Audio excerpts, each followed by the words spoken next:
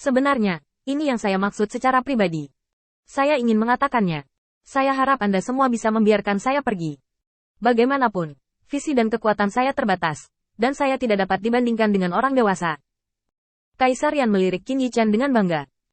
Jika dia ingin membuktikan bahwa Qin Yichen dan Mahkamah Agung memiliki hubungan yang buruk, dia hanya membutuhkan kesaksian satu orang, yang jauh lebih mudah daripada membiarkan keduanya mengatakan bahwa tidak ada masalah dengan suara yang sama.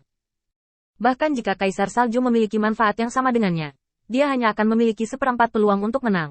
Sementara Kaisar Apinya memiliki 3/4, jadi itu bukan kerugian tidak peduli bagaimana dia melihatnya. Saat ini, pagoda biji ini telah dianggap sebagai toko kunci oleh Yan Huang. Suarakan segera. Selama Anda mengatakan yang sebenarnya, saya akan menggandakan janji yang saya buat kepada Anda, dan saya akan menjanjikan 6 hal tanpa syarat. Kaisar Yan benar-benar menginginkan sumber daya terlalu banyak. Inti dari latihan adalah akumulasi sumber daya, dan sumber daya tidak terbatas pada aspek latihan ini. Sekarang, di dalam Yang Mulia, itu didasarkan pada kekuatan dan kelemahan, dan kepentingan menjadi milik. Jelas, pasangan ini sangat tidak menguntungkan bagi Yan Huang. Jika dia ingin keluar dari lingkaran setan seperti itu, dia harus menemukan cara untuk membebaskan beberapa sumber daya terlebih dahulu, dan kemudian dia akan menunggu kesempatan untuk mengantongi beberapa sumber daya. Tumbuh kekuatan adalah dasar untuk keluar dari siklus ini. Sekarang, dengan satu kata dari Bijita, dia dapat mengontrol apakah rencana kebangkitannya dapat dilakukan atau tidak, dan dia secara alami menunjukkan ketulusan yang cukup. Bijita menarik napas dalam-dalam dan berkata, "Kembali ke kalian semua, saya pernah ke Huotu Starfield untuk bertarung. Saya tahu pertempuran tragis seperti apa yang ada di dalamnya. Saya juga tahu berapa banyak orang yang hilang. Saya punya pertanyaan. Saya ingin bertanya pada Bai Lao. Tahun yang dibutuhkan di wilayah bintang pembantaian api?" Singkatnya, Bai Lao menutup mulutnya. Berapa tahun? Sejauh menyangkut situasi saat ini, jika terus berkembang seperti ini, Mahkamah Agung akan memakan waktu maksimal 1 tahun. Mahkamah Agung telah terlalu lama dalam damai, dan efektivitas pertempuran dari semua aspek perlu ditingkatkan. Kerusakan pertempuran dari pengepungan dan penindasan Huotu Xingyu ini adalah pengingat terbaik. Mereka bukan lagi Mahkamah Agung Tuhan yang Maha Kuasa dan gigih. Efektivitas tempurnya buruk, kekuatannya tidak tinggi, dan pengalaman tempurnya kurang. Dan bahkan komandan yang memimpin tim pun tidak memiliki pengalaman. Ini adalah masalah mendesak yang harus diselesaikan.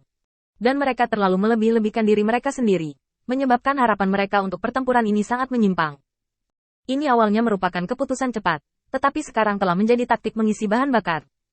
Bahkan utusan surgawi yang menyerang kota pemurnian Beiyun direkrut untuk sementara, yang menunjukkan betapa sulitnya situasi di Mahkamah Agung Tuhan sekarang. Dalam rencana awal, setelah utusan ilahi ini menekan pikiran pemberontak kota pemurnian Beiyun, mereka memasuki wilayah bintang Huotu sebagai kekuatan baru. Tenaga kerja langka sampai saat ini, dan situasi Mahkamah Agung ilahi sebenarnya sangat sulit. Utusan itu setidaknya adalah orang setingkat ksatria, dan jelas bukan 100 tahun untuk membiarkan seorang ksatria, tetapi 1000 tahun.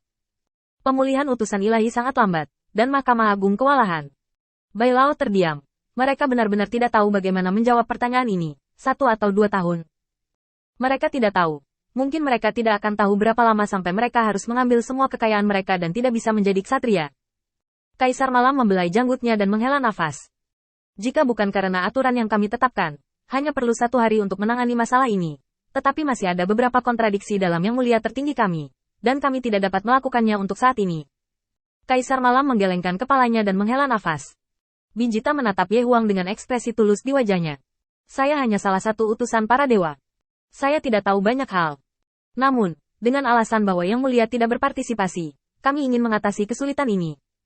Yang paling penting adalah menemukan kembali kekuatan kami. Kecepatan pelatihan utusan ilahi terlalu lambat. Kota Fight mengambang, untuk kepentingan egoisnya sendiri, akan membawa orang-orang berbakat ke dalam kekuatan keluarga. Orang-orang ini ditemukan di setiap kota terapung. Dengan luasnya alam abadi, jika kekuatan ini dapat digunakan, pasti cukup untuk menyelesaikan masalah Huotu Xingyu.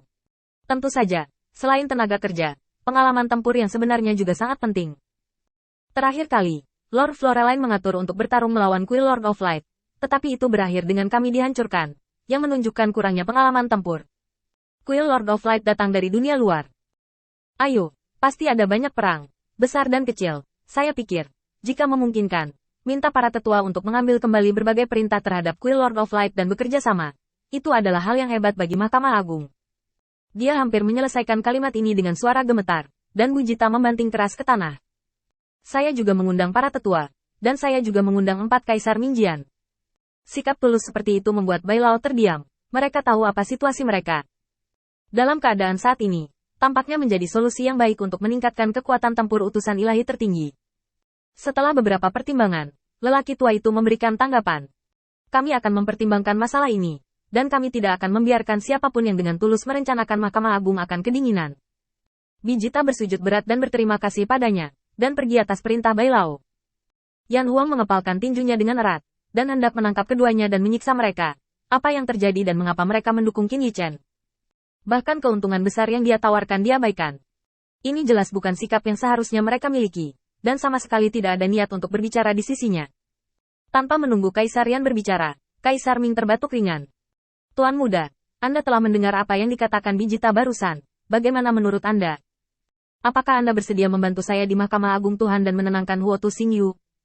Di hadapan undangan Kaisar Ming, Qin Yichen tentu saja tidak punya alasan untuk menolak. Aku bisa, tetapi premisnya adalah bahwa Mahkamah Agung tidak akan memiliki pemikiran lain yang tidak masuk akal tentang kuil Dewa Cahayaku. Begitu ada langkah seperti itu, aku akan segera menghentikan kerjasama dengan Mahkamah Agung. Kata-kata Qin Yichen secara langsung menyebabkan semua orang yang hadir terdiam, terutama Kaisar Yan, yang telah melirik Qin Yichen beberapa kali. Apa yang kamu? 4 Kaisar mengundang Anda. Anda tidak tahu. Beraninya Anda memainkan nama besar seperti itu. Apa artinya memiliki pemikiran yang tidak masuk akal tentang bait suci Tuhan? Bekerja sama dengan Anda adalah untuk wajah Anda. Yan Huang, yang telah lama terdiam di dalam hatinya, tiba-tiba menyadari bahwa apa yang ingin dia saksikan telah diam-diam ditutup-tutupi oleh Kaisar Ming. Semua metode dan alat pembuktiannya telah diabaikan. Kaisar Ming sendiri mengundang lagi, dan makna yang dalam di sini tidak perlu lagi dicicipi dengan hati-hati.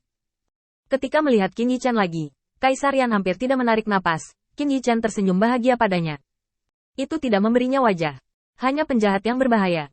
Meninggalkan kata-kata ini di dalam hatinya, Kaisar Yan mengepalkan tinjunya dengan marah. Nancy, Kaisar Salju di samping, melihat semua ini ke matanya dan tidak merasakan senyum di wajahnya. Si kecil ini bisa membuat masalah.